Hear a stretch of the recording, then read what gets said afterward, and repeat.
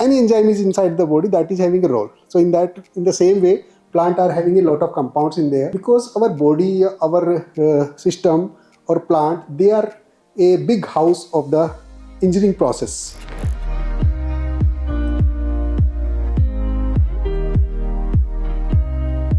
Here we will say that if you compare our body with the machine, that machine is made up of the different parts.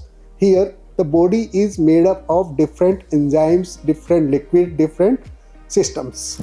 If there is a lot of development in the science, then why they are not separating that compound for the particular disease?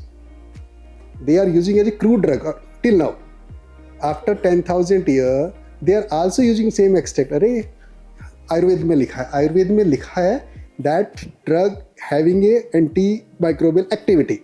Using the nature's variety of chemicals and modern research help create safer and better medicine. If you'll go for the natural compound, से देख के हम नए compound बना सकते हैं, नई activity find out कर सकते हैं, नई डिजीज को ठीक कर सकते हैं, पुरानी डिजीज को ठीक कर सकते हैं.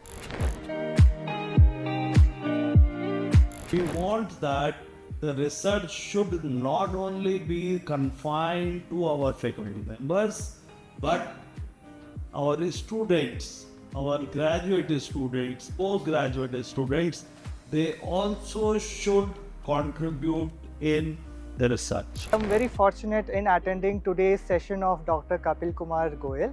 Today's lecture by Dr. Kapil Kumar Goyal was really insightful and deeply knowledgeable about the agriculture, pharmacy and aromatic plants. Beyond pharmacy, we learned about agriculture and the research work that he done in his past work.